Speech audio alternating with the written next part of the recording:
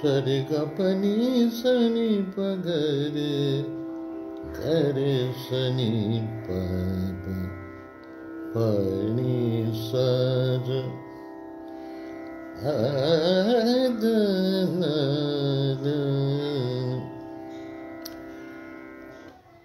বন্ধুরা, আমি কবির সুমন। আমি এই লাইভটা করছি এটি বিশেষ কারণে।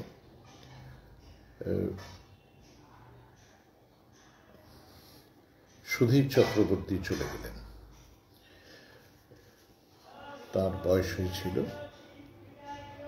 চলে গেলেন তিনি।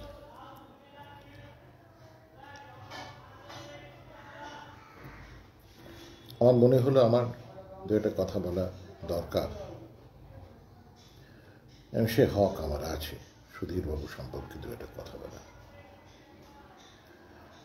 আমার মনে পড়ে, আমার জন্ম তো 49 সালে, আর আমার যৌবন কেটেছে 6-এর দশকের শেষ, না 6-এর দশকের মাঝামাঝি থেকে শেষের দিক ছোঁয়া মাঝামাঝি থেকে তারপর টানা 7-এর দশক। ওই সময় কিন্তু সুধীর চক্রবর্তীর কোনো বই আমার হাতে আসেনি, লেখাপত্র তেমন আসেনি। আমি যখন মার্কিন যুক্তরাষ্ট্রে ওয়াশিংটন ডিসিতে বাংলা বিভাগের চাকরি করছি, ইন্টারন্যাশনাল রেডিও ব্রডকাস্টারের 4-5 জনেরই মতো, তখন আনন্দবাজার পত্রিকাটা মাঝে মাঝে আসতো আমাদের বিভাগে, বাংলা বিভাগে। তো সেখানে একদিন সুধীর চক্রবর্তী মশায়ের একটি লেখা পড়লাম। মনে রাখবেন যে এটা বলা দরকার, আমি আমেরিকায় গিয়েছিলাম যত না সাংবাদিকতা করার তাগিদে, তার চেয়ে অনেক আসলে গিয়েছিলাম ইলেকট্রনিক যন্ত্র কিনব।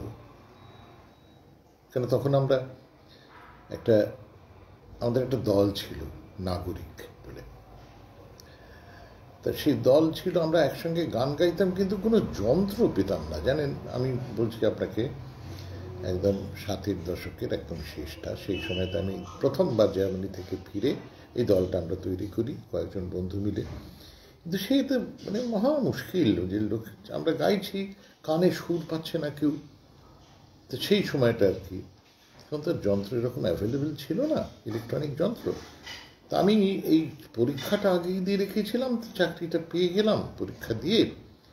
ফলে যখন অফারটা এলো, আমি ততদিনে আজকালে একটা চাকরি, আজকাল সবই তৈরি হয়েছে, আমি আজকালে ততদিনে একটা কাজ পেয়েছি, যদিও মাইনে পাচ্ছি না, কিন্তু কাজ করছি। গৌরকিশোর ঘোষ সম্পাদক, হামদি বে ছিলেন উপদেষ্টা। তা যাই হোক, তা আমার মূল জায়গাটা তো গান করতে হবে। মানে কী করে গান গাইব সকলে মিলে, কানে কেউ সুর পাচ্ছে না। তখন মাথায় খেলে গেল যে যদি আমি ইলেকট্রনিক যন্ত্র পাই, ঠিক। তা চলে গেলাম। সেই সময় থেকে চাকরিটা পাওয়ায় হাতে চাঁদ পেলাম, আমেরিকায় চলে গেলাম যন্ত্র কিনতে। এবং বিশ্বাস করুন, যে পরিমাণ যন্ত্র আমি আমেরিকায় কিনেছি, সেটা যদি না কিনে টাকাটা জমাতাম, তাহলে এই বাইপাসের ধারে ওপাশে কেন, এ পাশেই সে যুগে মানে খান দুয়েক বাড়ি হয়ে যেত। বুঝতে পেরেছেন? এই পরিমাণ টাকা আমি খরচ করেছি শুধু যন্ত্রপাতি কিনে, কিবোর্ডের কিবোর্ড, অমুক তমুক ইত্যাদি ইত্যাদি। কাজেই বাংলা গান, বাংলা আধুনিক গান তো কিন্তু সব, আর সেই সঙ্গে শিখছিও আমেরিকাতে। তা যাই হোক, কাজেই সুধীর চক্রবর্তী বাংলা আধুনিক গান সম্পর্কে লিখছেন, আদৌ কেউ এটা দেখে খুব উৎসাহ পেলাম। তাতে দেখলাম উনি লিখেছেন যে আধুনিক গানের কাছে বাঙালির আর কোনো প্রত্যাশা নেই। আধুনিক বাংলা গানের কাছে বাঙালির কোনো প্রত্যাশা আর নেই। খুব ঠিক মনে হলো, খুব ঠিক মনে হলো কথাটা। তাই তো, তাই তো, সেই যৌবন থেকে দেখে এসছি আধুনিক বাংলা গানের কাছে কিন্তু বাঙালির তেমন কোনো প্রত্যাশা নেই। জটিলেশ্বর মুখোপাধ্যায়ের মতো একজন প্রতিভা এসছেন, মধ্যবিত্ত শিক্ষিত বাঙালির, ইংরেজি শিক্ষিত, এবং 1961 সালে যারা রবীন্দ্র জন্ম উৎসব শতবর্ষ পালন করেছেন এবং সেই তারপর থেকে শুধু রবীন্দ্রনাথই করে যাচ্ছেন। তারপর এসছে নজরুল তরঙ্গ, রবীন্দ্র নজরুল হচ্ছে, আর কারোর ব্যাপারে কোনো আগ্রহ নেই। জটিলেশ্বর মুখোপাধ্যায়ের মতো একজন গীতিকার এলেন, বাঙালির মন কিন্তু তিনি পেলেন না। আমি সেই সময়ের কথা বলছি, আপনারা জেনে রাখুন এই প্রত্যেকটা কথাই সুধীর চক্রবর্তীর প্রসঙ্গে কিন্তু কোথাও যেন একটা এসে পড়ে। আমি ব্যাংকে চাকরি করতাম, জানেন তা, কলকাতা, মানে নগর কলকাতায় আমায় চাকরি করতে হতো। তখন আমি পোস্টিং পাইনি নরেন্দ্রপুরে। তো এসে বাসে করে সে শাটল ট্যাক্সি ধরতাম গোলপার্কের গড়িয়াহাটার মোড় থেকে। সেই শাটল ট্যাক্সিতে লাইনে দাঁড়াতেন সুকুমার সমাজপতি এবং সুনীল গঙ্গোপাধ্যায়, লেখক সুনীল গঙ্গোপাধ্যায় না, আমার কাছে যিনি, তাঁর সেই লেখকের চেয়ে বেশি জরুরি পেডাল স্ট্রিং গিটার শিল্পী সুনীল গঙ্গোপাধ্যায়, যার পুত্র কৌশিক গঙ্গোপাধ্যায়, আমি যতদূর জানি।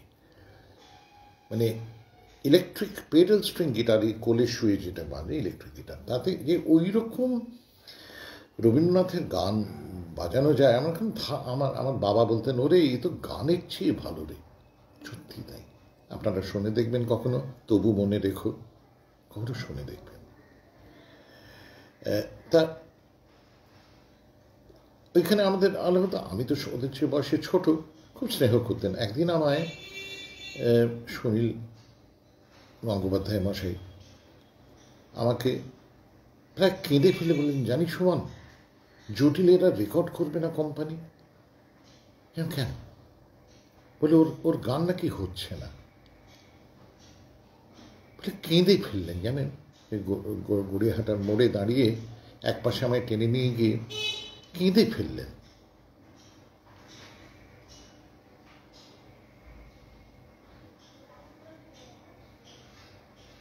হ্যাঁ হৈমন্তী, নমস্কার নাও। হ্যাঁ হ্যাঁ, ঠিকই ঠিকই ঠিকই, উনি তোমাকেও খুব, তোমার গান খুব পছন্দ করতেন, আমি জানি, ব্যক্তিগতভাবে জানি।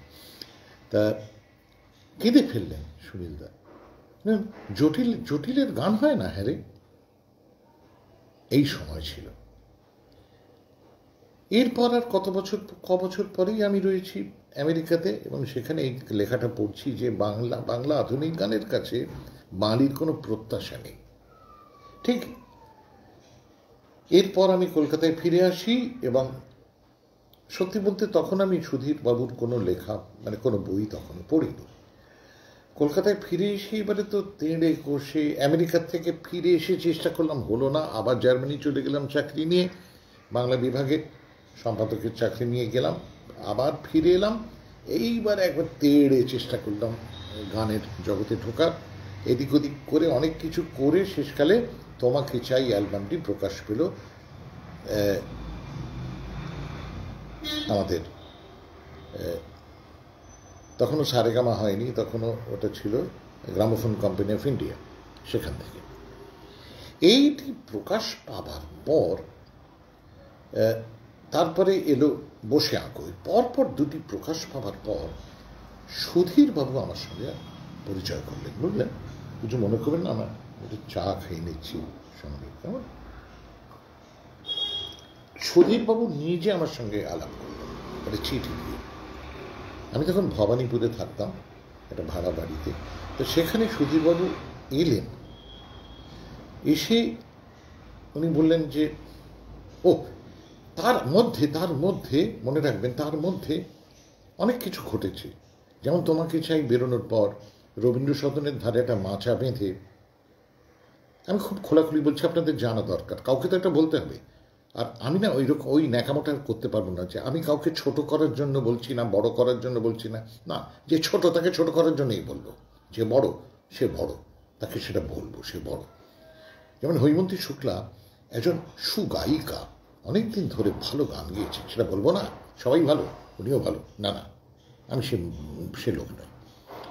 তা সেখানে সে মঞ্চে উপস্থিত ছিলেন বাংলার তাবৎ তাবৎ সব শিল্পী, বুঝতে পেরেছেন? কেউ কেউ ছিলেন না, কিন্তু অনেকেই ছিলেন। এবং সেখানে আনন্দবাজার প্রথমে নাম করে বলছি, পত্রিকা মামলা করবেন, করুন গে, কি হবে, কি হবে, কি হ্যাঁ কি করবেন? ওই বিশেষ পত্রিকাটির এক সাংবাদিক দাঁড়িয়ে দাঁড়িয়ে আমার নামে নাম করে গালাগাল দিচ্ছেন। তখন আমি কবি সোমান না, সোমান চট্টোপাধ্যায়। আমি বলছি 92 সালের শেষের কথা, হয়তো 93 গোড়াটা, 92 শেষ। আমি একটা চাদর মুড়ি দিয়ে দাঁড়িয়েছিলাম, আমায় কিন্তু লোকে অত চিনত না। একটা গাছের তলায় ওপেন এয়ার হচ্ছিল।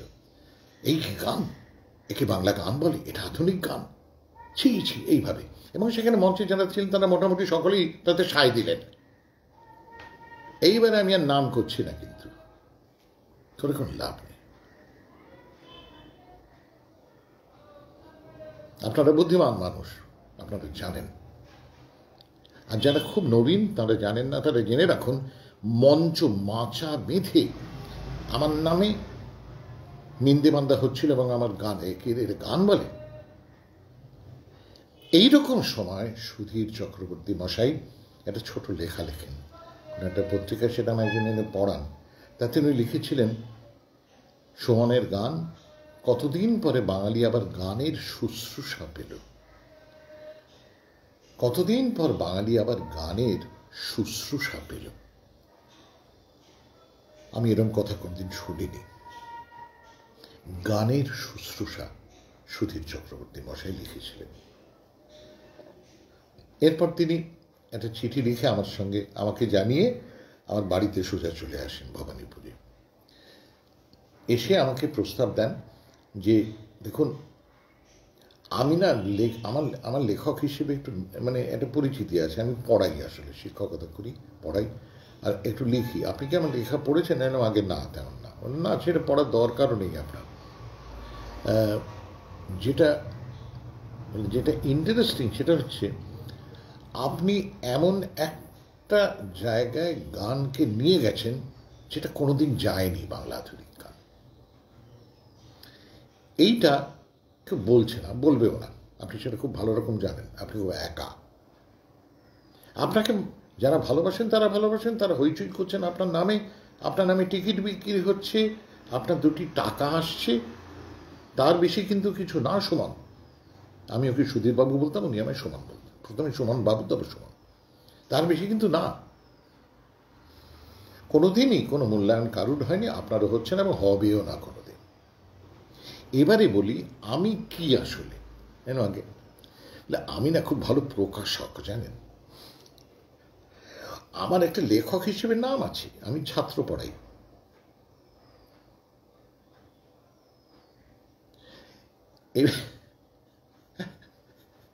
মানে আমি কিন্তু আসলে জানি প্রকাশনা এরকম কিরকম।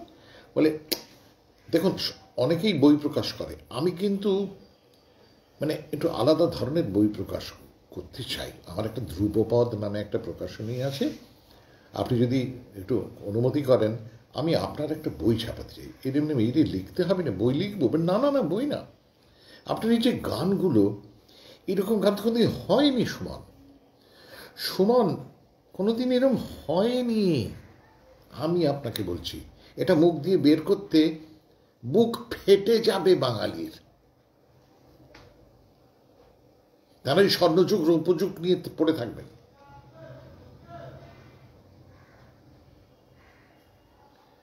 তারা কেউ বলবেন না। আপনি সব পাল্টে দিয়েছেন এবং দিয়ে সৃষ্টি করে সব পাল্টে দিয়ে আসুন না, আপনি নতুন জায়গা, যেখানে আগাছি ছিল, যুগ যুগের আগাছা, একঘেয়েমি, ওই চূড়ান্ত একঘেয়েমি, সেইখানে আপনি নতুন ফুল ফুটিয়ে দিয়েছেন, গাছ পুঁতে দিয়েছেন। সেই গাছে আজকের পাতা গজিয়েছে, কিছুদিন পরে সেই গাছ মহিরুহ হবে, তার ছায়ায় মানুষ জিরোবে। হয়তো সেই জায়গাটা আপনি দেখে যাবেন না।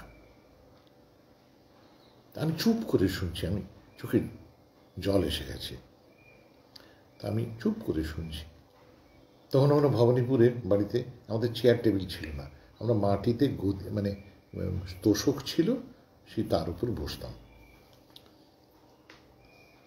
উনি বললেন, শুনুন, আমি একটা বই তৈরি করতে চাই, আপনার এই যে গান, এই গান তো আপনি ইন্ডাস্ট্রির জন্য করেননি, এই গান ইন্ডাস্ট্রিতে এসে পড়েছি, আপনি রোজগার করছেন, কিন্তু আপনি ইন্ডাস্ট্রির জন্য করেননি যেটা সবাই করেছে। কাজী নজরুল ইসলাম করেছেন, প্রতিটি গান ইন্ডাস্ট্রির সবাই করেছে, কে করেন? শরীর চৌধুরী করেছেন, সবাই ইন্ডাস্ট্রি। আপনি কিন্তু করেননি, আপনি করবেনও না। ইন্ডাস্ট্রি আপনার পেছনে হয়তো যাবে, আপনি যাবেন না।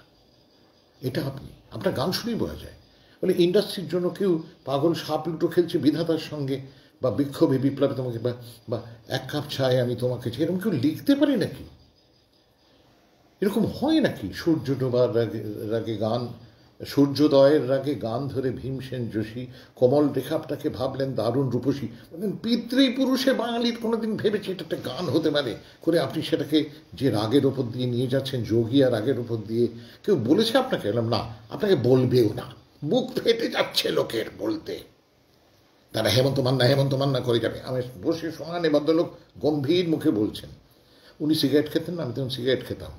উনি বলছেন, খান, আরও খান একটু। আপনি খাবেন না? না, আমি খাই না, আপনি খান, আগে খেতাম। তো হচ্ছে বুক ফেটে যাবে, হেমন্ত মান্না হবে 300 বছর ধরে। ঠিক যেভাবে সুকুমার রায়কে লোকে শিশু সাহিত্য বানিয়ে রেখেছে, আপনাকে তেমনি ব্রাত্য বানিয়ে রাখবে। আপনি লালনের মতো প্রাপ্ত হয়ে থাকবেন। এইবারে আমি না ভেঁ করে কেঁদে দিয়েছি, বুঝতে পেরেছেন? আমি বললাম, আপনি কি বলছেন? আমি যা বলছি আপনি খুব ভালো রকম জানেন আমি ঠিক বলছি। এবারে শুনুন, ঠিক বেঠিকের বাইরে আমি একটা বই করতে চাই যেখানে আপনার যে গানগুলো এসছে, আপনার মাথায় এসে বা আপনি তৈরি করেছেন, সেই মুহূর্তটা তখন কি ভাবছিলেন, কি কি ভাবনা রয়েছে, কি কোনো ঘটনা আছে কি, সেটা যদি একটু লেখেন।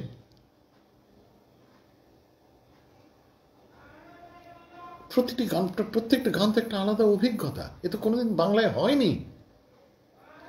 রবীন্দ্রনাথ ঠাকুরের গান নানান ঋতু, নানান পূজা পার্বণ, দেশপ্রেম, প্রেম ইত্যাদি, কিন্তু একটা করে গান একটা আলাদা অভিজ্ঞতা। এ তো কোনোদিন হয়নি, কোনোদিন হয়নি, আজ পর্যন্ত হয়নি। উনি বলছেন যে জটিলেশ্বর বাবুর গান আমার খুব প্রিয়, কিন্তু একটা আলাদা অভিজ্ঞতা হয়ে উঠছে না। আর আপনার গান রেডিওতে গাওয়া যাবে না, কেন? আপনার গানের মধ্যে এমন জিনিস আছে, যেমন আপনি তারই মধ্যে লিখছেন রবীন্দ্রনাথ ছিলেন সেই মুক্ত হওয়ার বসন্তে, ধরতে তোমার, অনেক কোট করে যাচ্ছেন। আর আমার বলে একটু গান না, আমি গাইছি। উনি এবারে চোখ মুছছেন, উনি ধুতির খোঁট দিয়ে চোখ মুছছেন। তা আমায় বললেন, এইটা কামাই করতে দিন। আমি কিরম করবো জানেন? আপনি দেখবেন আপনার না খারাপ লাগবে না। আমি না লম্বা করবো, বইটা লম্বাটে হবে, এরকম ফ্ল্যাট না, এরকম না, বইটা এরম হবে। এইভাবে তুললে অবলং যাকে বলে হিন্দিতে। আমায় বললেন, বইয়ের একটা নাম আমি ঠিক করেছি, আপত্তি থাকলে বলুন। বইয়ের নাম হবে সুমনের গান, সুমনের ভাষ্য। একটা গানের ভাষ্য। মানে ইতিহাসে, বিশ্বের ইতিহাসে এই কাজটা হয়নি। এ কাজটা গবেষকরা পরে করছেন কোথাও কোথাও, কখনো কখনো, কিন্তু যিনি গীতিকার, সুরকার, তিনি নিজেই করছেন। এই ঘটনাটা ঘটেনি কেন? ঘটানোর মতো কোনো লোক ছিল না। সুমন, আপনি প্রথম সেই লোক যাকে দিয়ে এই ঘটনাটা ঘটানো যায়। আমি হতে চাই সেই প্রকাশক, সেই গর্বটা আমার হোক। আপনি দেখবেন কি সুন্দর হবে দেখতে বইটা। তো ওর একজন প্রিয় ফটোগ্রাফার ছিলেন, তাকে নিয়ে উনি বললেন, চলুন আমরা 3 জনে মিলে যাই গড়ের মাঠে, ওইখানে বসে আপনি একটা সুন্দর ছবি তুলুন। তো সেই ছবি তুলেছেন, খুব সুন্দর ছবি, সত্যি খুব সুন্দর হয়েছিল। বইটা তো অদ্ভুত বই, আশ্চর্য। বিক্রি হয়ে গিয়েছিল তখন, তো মানে ইয়েতে বইমেলায় বিক্রি হয়ে গেল। তা এবং আমায় বললেন, জানেন তো সব প্রকাশক ঠকায়, সব প্রকাশক কিন্তু খুব খারাপ, এমনকি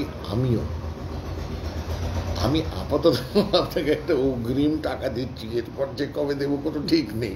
সব প্রকাশক কিন্তু এইরকম, খুব মজার লোক জানেন। তা বইটা তৈরি হলো, সত্যি একটা ছাপার বলে একটা মুদ্রণ প্রমাদ নেই। মানে সুধীরবাবু যে কত বড় প্রকাশক এবং কি শিল্পী, ও মনটা লোকে এখন কত করতে যে রিপের চোটে আর তো পারি না। বোধহয় 80 বছর বয়স হয়েছিল, আমার বাবা 81-তে মারা গেছেন, আমার 72, 81-82-তে আমার বাবা জ্যাঠা সবাই মারা গেছে। সে আর তো পারি না, আর কিন্তু কিছুতে নেই। তার চেয়ে একটু মানুষটির বইগুলো পড়ুন, ওকে ওর ওর ওর কাজকর্ম নিয়ে একটু ভাবুন না। ওরে আর তো পারি না, বুক তো ফেটে গেল রে, আর কত নেব, ওরে 2020, আর কত দিবি, আর কত নিবি আমাদের, এইসব নাটক না করে ফেসবুকে তার চেয়ে বইটা পড়ুন না, ওর কিছু বই পড়ুন, লালনের উপর লেখা বইটা পড়ুন, তিতুমিরের উপর লেখা বইটা পড়ুন, একটু পড়ুন না, ওর প্রবন্ধগুলো একটু পড়ুন না। বলছি আপনাদের, কেমন এবারে গালাগাল দিন আমার নামে, কেমন মমতা দালাল ফাল এসব বলে গালাগাল দিন, কেমন মুসলমান এসব বলবেন। আচ্ছা, এবারে শুনুন, এই আমার সুধীরবাবুর সঙ্গে ব্যাপারটা শুরু হলো, সুমনের গান, সুমনের ভাষণ মধ্যে দিয়ে। মানে এইবারে উনি একদিন উনি এলেন, কি তখন ঘন ঘন আসেন, এসে বললেন, শুনুন, এই তো আপনি তো ভবানীপুর সেন্ট্রাল জায়গায় থাকেন, আমার এখানে আজকাল না কিছুদিন একটা কাজের জন্য আসতে হবে, তো শনিবার আমি দুপুরবেলা আপনার এখানে খাবো। আমার না ভদ্রলোকে এমনিতেই ভালো লাগতে পারে না, আমি ভালোবেসে ফেললাম। উনি সোজা বলেন, আমি না এখন থেকে শনিবার দুপুরে আপনার এখানে খাবো, আপনি না থাকলেও বাড়িতে বলে যাবেন আমার যেন আমার খাবার যেন থাকে। এরকম কী খাবেন দাদা? বলে, ভাত ডাল তরকারি, মাছ কি আপনারা খান? এরকম মাঝে মাঝে খাই, তাহলে দেবেন এক টুকরো, যদি আপনাদের কম না পড়ে। ঠিক এইভাবে, আর গম্ভীর, মানে কোনো হাসি ঠাট্টা নেই, কিন্তু মুখটা ফোলা ফোলা গম্ভীর। তা এরকম, দাদা কোনো বলে, আমার 3 মাসের একটা বরাদ্দ হলেই হয়। এরকম 3 মাস কেন, আপনি আপন মনে খেয়ে যান, আমাদের খুব ভালো লাগবে। বলে, আপনি কিন্তু বাড়িতে বলে যাবেন, আপনি হয়তো থাকবেন না, আপনি ব্যস্ত মানুষ। তা এরকম ঠিক ভাববেন না। তা শনিবার আমরা দুজনে একসঙ্গে খেতাম। তা সেই সময় অনেক গল্প হতো। তারপর আমাদের এই যে মাটিতে থাকতো, ওই যে গদি পাতা, ওইখানে উনি শুয়ে পড়তেন, আমিও শুয়ে পড়তাম। একটা জিনিস খেয়াল করতাম, উনি ধুতি পাঞ্জাবি পরতেন, উনি শুচ্ছেন, বসছেন, কদিক করছেন, ধুতির একটু এদিক ওদিক হচ্ছে না। তাই বললাম, দাদা আমিও না ধুতি পরতাম, কিন্তু আমার ধুতিটা কিরম জানি হয়ে যায়। মানে বলে, ওটা আপনার মানে আপনাকে একটু অভ্যেস করতে হবে। তো যাই হোক, তো সেই সময় উনি অনেক কথা বলতেন। একটা উনি বলেছিলেন, সুমন, আপনি ক্রমশ একা হয়ে যাবেন। আচ্ছা, আপনি কারোর সঙ্গে কথা বলতে পারেন, মানে সঙ্গীত এরকম না, মানে পারবেনও না কোনোদিন, আপনি কোনোদিন পারবেন না। আপনাকে লোকে নির্জলা প্রশস্তি শুনবেন, আর নয়তো নির্জলা গালমন্দ শুনবেন। আপনি শুনছেন সেটা না? আর অন্যদিকে দেখবেন টিকিট বিক্রি হয়ে যাচ্ছে, লোকে লাইন দিচ্ছে, মারপিট করে দেখছে, তারপরেই আপনার নামে গালাগাল দিচ্ছে খবরে খবরে। আর আপনি আবার সেগুলোর উত্তর দেন। আপনি কিন্তু খুব বুদ্ধির পরিচয় দিচ্ছেন না, এটা কিন্তু আমার প্রথম সুধীরবাবু বলেন। আজকাল পত্রিকা, এমনকি আমার বাড়িতে জানেন চিঠি পাঠাতো, আমি বলে দিচ্ছি নাম করে করে, আনন্দবাজার যেমন তেড়ে আমার নামে খিস্তি করতো, আজকাল এবার আমার পক্ষেও কেউ কেউ চিঠি ছাড়তো। সে একটা মজার ব্যাপার। আর আমি আবার তার উত্তর দিতাম, গণ্ডমূর্খ। মানে ভালো বাংলা একে বলে, হয় আমার নাম হতে পারে গান্ডুভাই দেশাই। তা এটা সুধীরবাবু বলছেন, আপনি কিন্তু বিপদ ডেকে আনছেন, আপনি উত্তর দিচ্ছেন কেন? দেন না, আপনার নামে গালাগাল দেবে না তো কার নামে দেবে? আমার নামে দেবে? আমি কিছু করেছি জীবনে? আপনি পাল্টে দিয়েছেন সব। তা আমি তারপর, সত্যি বলতে কি, আমি তারপর সেই বিশেষ প্রগতিশীল পত্রিকা, তাতে আমরা পরে আমি কলামও লিখতাম, তাদের আমি যে সাংবাদিককে পাঠানো তা বললাম যে, শোনো তুমি আর এসো না এই চিঠি নিয়ে। ওই চিঠিগুলো যে শ্রোতাদের, ওই পাঠকদের চিঠি নিয়ে আমার কাছে আসতো, বান্ডিল, এনে এনে এনে এনে গালাগালিগুলো আবার বেছে বেছে। এ হচ্ছে আমাদের দেশ, আমাদের সমাজ।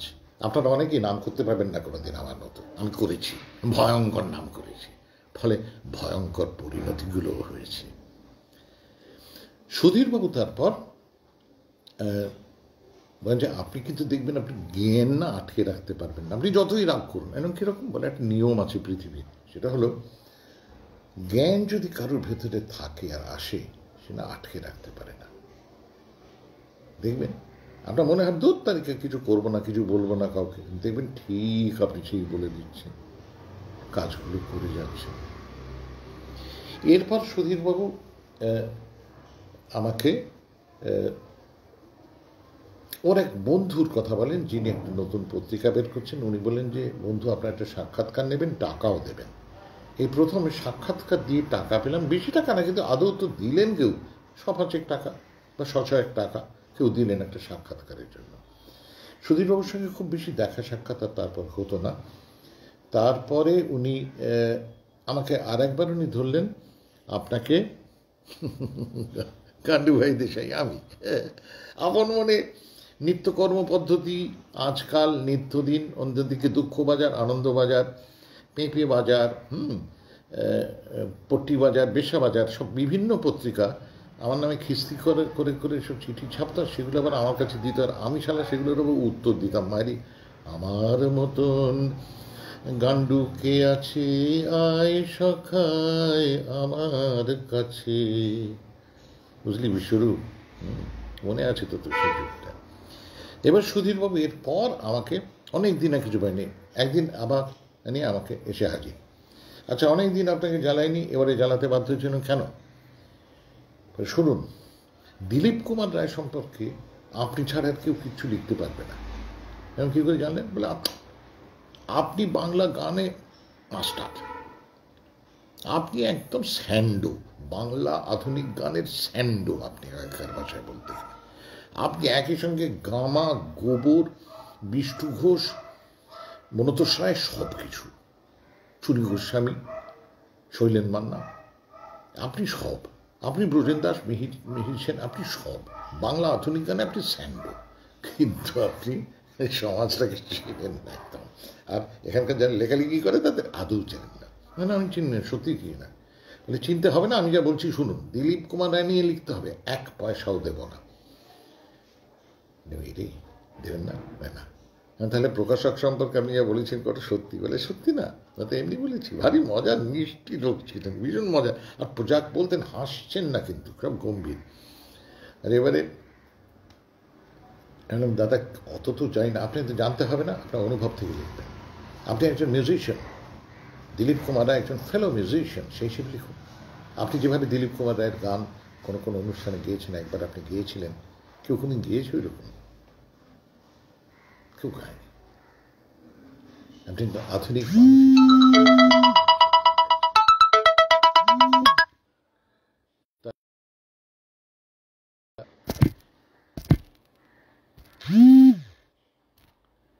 হ্যাঁ, সরি, একটা ফোন এসেছিল, কেটে গিয়েছিল, আমি জানিও না, আমি এবারে রিজিউম করেছি। আশা করি আপনারা শুনতে এবং দেখতে পাচ্ছেন তো? একটু জানান দেবেন, দেখতে এবং শুনতে পাচ্ছেন তো? মাঝে একটা কাট হয়েছিল, বুঝতে পারছি না।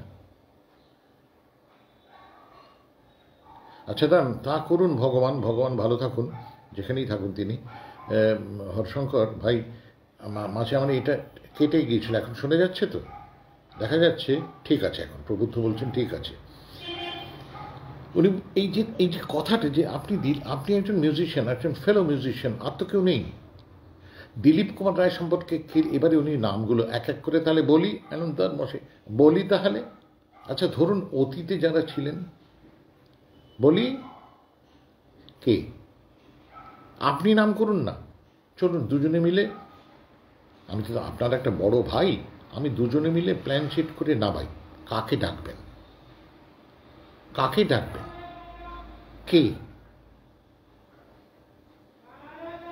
ঠিক, তা আমি একটা দিলীপ কুমার রায়ের ওপর একটা লিখলাম। তা এরপর, আর উনি তো গেছো দাদার মতো, উনি বলতেন গেছো দাদা, হঠাৎ দেখবেন আমি হারিয়ে গেছি সমান। তাতে অবশ্য আপনার কিছু আসবে যাবেন আমি জানি, কিন্তু আমি থেকে হারিয়ে যাব। আর যদি কখনো আপনার কৃষ্ণনগর ওইখানে আসেন, তাহলে একবার আমার বাড়িতে ঢু মারবেন। একবার গাইতে গেলাম, ঢুও মেরেছিলাম সত্যি। আচ্ছা, এরপর এসে এই রে, 1 মিনিট, এই আনো, এই দেখো তো, ওই জন্য একটা পার্সেল টার্সেল এসছে, একটু তুমি জানলা দিয়ে না এই বারান্দা দিয়ে মুখ বাড়াও, কারণ উনি ফোন করছেন, আমি এখন ফোন ধরবো না।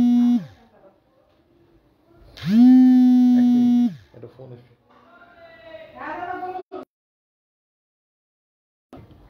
সকালের দিকে আবার একটা কি একটা এসছে, বলে তার ফোন আবার পাচ্ছেন তো আশা করি। তোর তালিকা সুধীরবাবু থাকলে হাসতেন, বলতেন সুমন আপনার কপালে এইটাই আছে, পাচ্ছেন আশা করি পাচ্ছেন পাচ্ছেন আশা করি পাচ্ছেন শুনতে। আমার কিন্তু আহামরি কোনো দুঃখ নেই সুধীরবাবু চলে গেছেন, আমি একটু আগে আগে যেতে পারলে বাঁচি। উনি অনেক কাজ করে গেছেন, দুঃখের কিছু নেই। মানুষ সময় চলে যায়, উনি সময় গেছেন, যাক শুনতে পাচ্ছেন, রূপ শুনতে পাচ্ছ, ঠিক আছে শর্মী, থ্যাংক ইউ। এরপর একদিন উনি এলেন, এসে বললেন, আর এই যে যখন আসতেন কোনো না কোনো গল্প নিয়ে, যেমন একবার ওই খেয়ে ফ্ল্যাট শুয়ে বললেন, আপনি গ্রাম বাংলাকে চেনেন না। এলাম না, আপনার চিনে দরকার নেই, আপনি যা দিচ্ছেন ওতেই হবে, আর গ্রামকে চিনে আপনার কিছুই হবে না, ঠিক। এবারে উনি বললেন, জানেন, কিন্তু আপনি বাংলার গ্রামকে না চিনলে একটা জিনিস জানবেন না, আমিও জানতাম না। এখন কীরকম? উনি বললেন, জানেন তো, আসলে আমাদের এখানে বেশিরভাগ লোকই মুসলমান, যারা খেটে খান, চাষ করেন, সব মুসলমান। মানে বর্ণ হিন্দুদের অত্যাচারে আর অপমানে তথাকথিত নিচু নিম্নবর্ণের নিম্নবর্গীয় হিন্দুরা আর থাকতে না পেরে তারা ইসলাম ধর্ম গ্রহণ করে শান্তি পেয়েছিলেন, তারা সম্মান পেয়েছিলেন, ইসলাম তাদের পরিচয় দিয়েছিল, সম্মান দিয়েছিল, ভ্রাতৃত্ব দিয়েছিল। তারা সবাই মুসলমান, হিন্দু খুব কম। অন্য কোনো জায়গায় হিন্দু বেশি, কিন্তু বেশিরভাগ জায়গায় যেখানে মানুষ খাটছে, মুসলমান। তা আমি চুপচাপ শুনছি। হয়েছে কি জানেন সুমন, এরই মাঝখানে একটা মিশ্র জায়গা, যেমন ধরুন প্রত্যেকটা বড় একটা গ্রাম না হলেও দুটো গ্রামে একটা করে পুরুত ঠাকুর আছে, পুরুত পরিবার। একটা পুরুত তো থাকতে হবে, ঠিক। তা যেমন কাজী সাহেব একটা থাকতে হবে, তিনি পুরুত ঠাকুরও থাকতে হবে, ঠিক। এবারে এইভাবে মুসলমানদের গ্রামেও, মুসলমানদের এলাকাতেও কয়েক ঘর করে হিন্দু থাকে, ঠিক। এবারে এই হিন্দুরা কিন্তু খুব অসহায়। মানে ধরুন বয়স হয়ে গেছে, ছেলে মেয়ে দূরে, মেয়ে বিয়ে হয়ে গেছে কোথায়, ছেলে দূরে চাকরি করে, এবারে তার সেই বাপের তো প্রাণ গেল, বাবা মারা গেলেন, এবার তাকে শ্মশানে নিয়ে যাবার লোক নেই, হিন্দু তো নেই, কেন তার বাড়ির লোকেরা সব দূরে চলে গেছেন, মারা গেছেন। এই মুসলমানরা হিন্দুদের, এই মৃত হিন্দুদের সৎকার করেন। এটা আপনি নিজের চোখে যদি দেখতেন আপনার খুব ভালো লাগতো। আমি এগুলো দেখেছি। তা আমি বললাম, আমি তো জানি না, এই জানলেন আমার কাছ থেকে, আমি এর উপর একটু একটু লেখালেখি করেছি। মজার কথা কি জানেন, উল্লেখযোগ্য, উল্টোটা কিন্তু হয়নি। কারণ কিরকম, মানে হিন্দু ভাই মারা গেল, মুসলমান ভাইরা গ্রামের তাকে তারা বলহরি হরিবোল করতে করতে শ্মশানে নিয়ে গেলেন, এটা আছে। কিন্তু কোনো মুসলমান ভাই মারা গেলেন, হিন্দু ভাইরা তাকে কবর দেওয়ার জন্য নিয়ে গেলেন, এটার সমান আমি জানি না। আছে হয়তো, আমি জানি না। কিন্তু মুসলমানরা মৃত হিন্দু প্রতিবেশীকে নিয়ে যাচ্ছেন, এটা কিন্তু দেখেছি আমি। এরকম নানান গল্প। একদিন উনি বললেন, একটা গান আপনাকে লিখতে হবে। কিরকম? বলে একটা গ্রাম আছে, সেখানে হত দরিদ্র মানুষ থাকে। এখন কোথায়? বলে বাঁকড়ো বা পুরুলিয়া, এরকম জায়গা। তো এখানে খুব গরিব মানুষ, জানেন। তা সেই হত দরিদ্র মানুষগুলির এত গরিব, কিন্তু তারই মধ্যে মানে এত গরিব যে সেখানে ভাত কোনো রকমে হয়, জোটে। আর এই পুকুর থেকে শাক,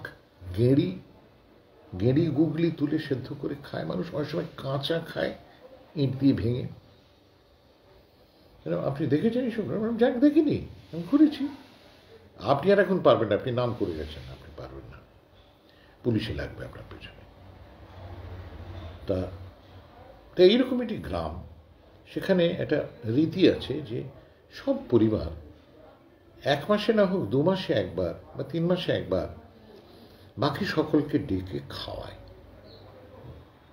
ওই ভাত যা জোটে ভাত, আবার কেউ কেউ সঙ্গে কিছু নিয়ে আসে, কেউ হয়তো একটুখানি ডাল করে নিয়ে এলো, কেউ একটুখানি হয়তো ছোট্ট করে একটু তরকারি নিয়ে এলো, কেউ কুচো মাছ ধরে তার একটা ছেঁচড়া বানিয়ে নিয়ে এলো, কেউ চারটে গেঁড়ি গুগলি নিয়ে এলো, কেউ পুকুর থেকে শাক তুলে আনলো। এই তো আমাদের বাংলা সোয়ান। আমরা তো বড় লোক না। আমি চুপ করে শুনছি, আর উনি বলে যাচ্ছেন। এবারে উনি উঠে বসে বলছেন, আমি উঠে বসে শুনছি। সুমন, গান আপনার। কি গান? শুনুন, এই যে পরিবার খাওয়ায়, যে হোস্ট, যিনি যার আমন্ত্রণে সবাই এসছেন, সেই বাড়ির বড় বউ কিন্তু খাবেন না। প্রতিবেশীদের, গ্রামবাসীদের খাওয়া হয়ে গেল, আর এবারে পাড়ার কুকুর, গরু, তাদের খাওয়ানো হবে, বড় বউ তাতে নেতৃত্ব দেবেন। সবার খাওয়া হয়ে গেল প্রাণীদের। এবারে বড় বউ খাচ্ছেন না, একটা শাল পাতার একটা ছোট থালা বানিয়ে, সবাই শাল পাতায় খায়, শাল পাতায় করে বড় বউ কিছু ডাল, কিছু ভাত, কিছু গেঁড়ি, কিছু শাক নিয়ে একটা মাঠে গিয়ে বসবেন। কেন বলে মাঠে বসে কি করবেন বলুন তো? কি, সবার তো খাওয়া হয়ে গেছে, ঠিক? তাহলে সুমন, কেউ কেউ কিন্তু খায়নি, অন্তত তাদের ডাকা হয়নি। কিরকম? সুধীরবাবু বলছেন এটা। এবারে এই সুধীর চক্রবর্তী খুব বেশি লোক চেনেন না। এখন তো আবার একটু ভালো লোক হতে গেলেই বামপন্থী হতে হয়। উল্কিতে চে গেভারার ছবি আছে কিনা, বাম উল্কিতে পরস্পরকে চেনাই সবার। আমি জানি না উনি কি পন্থী ছিলেন। তা কি হয়, তা বলে ওই বড় বউ এবার কি করে জানেন? আকাশকে ডাকেন, হাওয়াকে ডাকেন, ওই খোলা জায়গায় বসে গাছগুলোকে ডাকেন, আকাশে মেঘ থাকলে আকাশের মেঘকে ডাকেন, তারপর রংকে ডাকেন। সুমন, রং, সবুজকে ডাকেন, আকাশের নীলকে ডাকেন, ধূসর মেঘকে ডাকেন। এলাম এই ভাষায়, মোটামুটি কাছাকাছি ভাষায় সমান। তারপর জলকে ডাকেন, পানিকে ডাকেন, পানি আয়, খাবি আয়। কোথাও হয়তো দূরে একটু ক্ষীণ একটা ধারা, একটা নদীর ক্ষীণ ধারা বয়ে চলেছে। বৈশাখের শীর্ণ নদী ভরা স্রোতের দাম না পায় যদি। সেই বৈশাখের শীর্ণ নদীর ক্ষীণ ধারা, তাকে ডাকেন ওই বড় বউ, এসো খাবে, এসো। এই বলছি, আমার গায়ে কাঁটা দিচ্ছি। সুধীরবাবু, এই সুধীরবাবুকে চেনেন? আমি হয়তো অন্য সুধীরবাবুকে চিনি না, আমি এই সুধীরবাবুকে চিনতাম, এখনো চিনি। এবং তারপর এরপর সুমন, সুমনের গান, যেভাবে আপনি সঞ্জীব পুরোহিত করেছেন, যেভাবে আপনি পাপড়ি দে করেছেন, যেভাবে পাগল করেছেন, যেভাবে আপনি সব করেছেন, যেভাবে আপনি অনিতা দেওয়ান ক্ষমা করে লিখেছেন, ঠিক সেইভাবে একটা গান কি হবে। আমি চেষ্টা করবো দাদা, খুব শক্ত আমি জানি। দেখুন না, আমি চেষ্টা করেছি, সফল হয়নি, কিন্তু আরম্ভ করেছিলাম।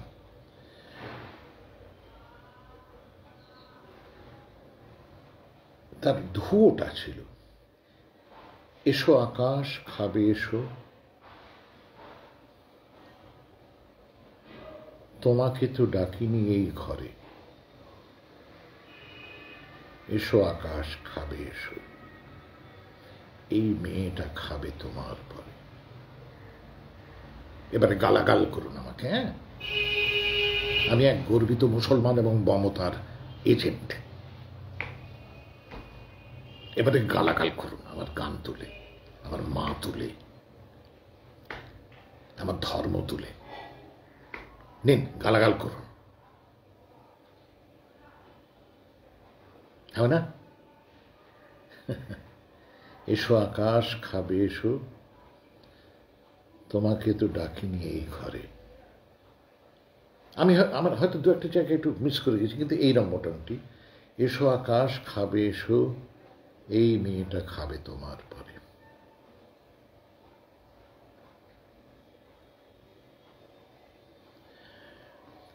একদিন সুধীর বাবুর সঙ্গে কোথায় যেন একটা দেখা, এই শোন ওটা কিছু হয়েছে? এখন দাদা চেষ্টা করছি, এইটুকু হয়েছে, ধুয়োটা, বলে এই ধুয়োটাতেই হবে। ধুয়োটা কিরম সুর হবে? কোথায় দেখা হয়েছিল জানেন? আমি আপনাকে বলছি, আমি এটা কি যেন কিনতে বা খোঁজ করতে গিয়েছিলাম ওই আমাদের ধর্মতলা স্ট্রিটের ওইখানে, ধর্মতলা স্ট্রিটের ওইখানে গিয়েছিলাম চাঁদনিতে। ওইখানে দেখি সুধীরবাবু, উনি আমার মানে, এই তুমি এখানে কি করছো? আমি একটা জিনিস, একটা ছোটো জিনিস খুঁজছি। আপনি কি করছেন? বলে আমিও জিনিস খুঁজছি। তো লোক নামে একটা জিনিস, একটা খুব বাজে লোক আমার এখানে দাঁড় করিয়ে দেখে চলে গেছে। তবে আমি একবার, হ্যাঁ তুমি কি ওইটা কি সুর করলে? আমি দাদা একটা ওই ধুয়োটা, আমি ধুয়োটা কিরকম একটু দেব শোনাবে? হ্যাঁ একটু মাথায় আছে, শোনাও।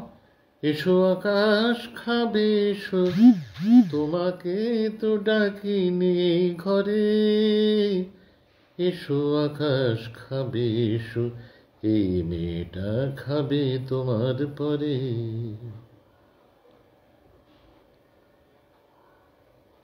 ওই চাঁদনিতে কোনো একটা কি তো সিনেমা হলটার আছে, ওইখানে দাঁড়িয়ে বোধহয় জ্যোতি নাকি এক পাশে দাঁড়িয়ে সুধীরবাবুকে এটা শুনিয়েছিলাম।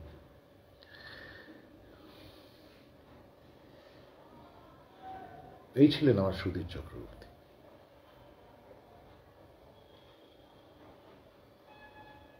আমার মনে হয় রিপ রিপ চলবে,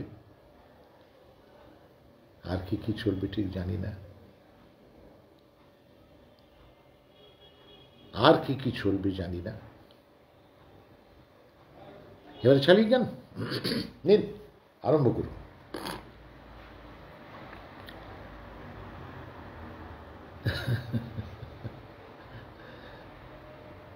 মজার লোক ছিলেন, ছিপে রাখতে পারবেন না আপনি, পারবেন মানে আপনার ভেতরে যা আছে সেটা একজনের কাজ না, কত বছর ধরে কত পুরুষ মিলে আপনাকে পুষ্ট করেছে সুমন, ওটা আপনি একা করেননি।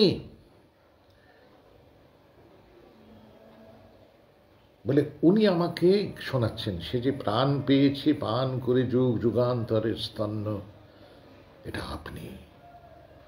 ভুবন কত তীর্থ জলের ধারায় করেছে তাই ধন্য, ও তার অন্ত নাই গোনাই।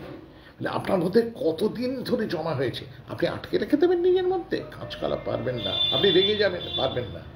আজ তাই দেখছি, আজ মাননীয় পশ্চিমবঙ্গ সরকার যখন আবার গত বছরের মতো বাংলা খেয়াল, বৃন্দ খেয়াল পরিবেশনার জন্য আমাকে বলেন, এবং আমি ধন্য হয়ে যাই কৃতার্থ, তখন যে ছেলে মেয়েদের শেখাচ্ছি, আজকেই সন্ধ্যা 8টায় আমাদের একটা অনলাইন মহড়া আছে, এখন তো অনলাইন সব, তা ভূপালী রাগটি তারা গাইবেন, ছোট খেয়াল 8 জন মিলে গাইবেন 10 মিনিটে। তা এইটা করতে করতেই সেদিন প্রথম আমাদের মহড়াতেই আমার মুখ দিয়ে বেরিয়ে গেল, শোনো এবারে ব্যাপারটা চলুক, এই অনলাইনই চলো, এসো আমার কাছে শেখো। ঠিক বেরিয়ে গেল। সুধীরবাবু যেটা বলেছিলেন, বলছে আপনি ধরে রাখতে পারবেন না। তা কেন কীরকম পারবেন না? আপনার পূর্বপুরুষের মধ্যে একজনের নাম কি ছিল, এখন কি বলে মিয়া তানসেন, তার কেস কি ছিল, এখন কি বলে, উফ শোনো সেই কবেই উনি তানসেন তো মুসলমান হলেন, নিজের খুব এটি ইচ্ছে ছিল না, কিন্তু জোর করে হলো। তারপর তিনি বেশ ভালো মতোই ইসলাম প্র্যাকটিস করলেন, কিন্তু হলো কি উনি সেই শখের ছোটে আর গান করেন না। এবারে ওকে আকবর একটি সুন্দর বাড়ি দিয়েছিলেন, তাতে বাগান ছিল, উনি খালি বাগান করেন, গান আর করেন না। তা সম্রাট আকবর তো বললেন এ তো ভালো কথা নয়, মিয়া গাইছে না কেন, গাইছ না কেন, হ্যাঁ গাইছো না কেন? হ্যাঁ, দারুণ অনলাইনে, কিন্তু সবাই না বিনা কিছু গাই না, যে বগল বাজাই, চল বগল বাজাই ধরে, আর তারা বাংলা খেয়াল, না না না না না, কে শিখবে না সেই বিষয়টা আমি ঠিক করবো। এনিওয়ে, তারপরে আকবর নাকি কার কার সঙ্গে ছলা পরামর্শ করে ঠিক করেন একটা মেয়েকে ধরে আনতে হবে, ছোট মেয়ে, সে ভীষণ বেসুর গান গায়, জঘন্য গান গায়, পারবে? বলে হ্যাঁ, তা এনেছে। বলে ওকে ছেড়ে দাও। যখন মিয়া যখন বাগান করছেন তো সকাল থেকে, ওকে ওইখানে গান গাইতে বলো। তা মিয়া তানসেন বাগান করছেন মন দিয়ে, আর বেচারা মেয়েটা বেসুর বেমাক্কা গেয়ে যাচ্ছে। খানিকক্ষণ শোনার পর একদিন সহ্য করেছেন, পরের দিন যেই হয়েছে একজন বলে এই মেয়েটাকে ধরে আনতো, মেয়েটাকে ধরে, এই শোন, এনে সুর লাগা, এনে বল সা, এনে সুর লাগা। এটা ভাই সুধীরবাবু গল্প করেছে, দেখেছেন তো, আপনিও ধরে রাখতে পারবেন না। খাসা মানুষ ছিলেন সুধীর, খাসা মানুষ সুধীর। কিছু কাজ করেছেন যা আকরিক কাজ, সেমিনাল কাজ, সেগুলো রইল। আজকের আমি তাকে চিনি না, এক যুবক আমাকে একটা হোয়াটসঅ্যাপে একটা মেসেজ করে জানিয়েছেন, সুধীর বাবুর কাজ সমাজে জারিয়ে গেছে। জানালেন কে? শঙ্খ ঘোষ না, কোন পলিটিক্যাল পার্টির নেতা না, কোন কলেজের অধ্যাপক না বা অধ্যাপিকা না, কি কোন একটি যুবক, মিষ্টি একটা ছবি, শুধু এই খবরটা, সুধীর বাবু বা সুধীর চক্রবর্তীর কাজ সমাজে জারিয়ে গেছে। क्या बात है। তাই হোক, ভালো থাকবেন।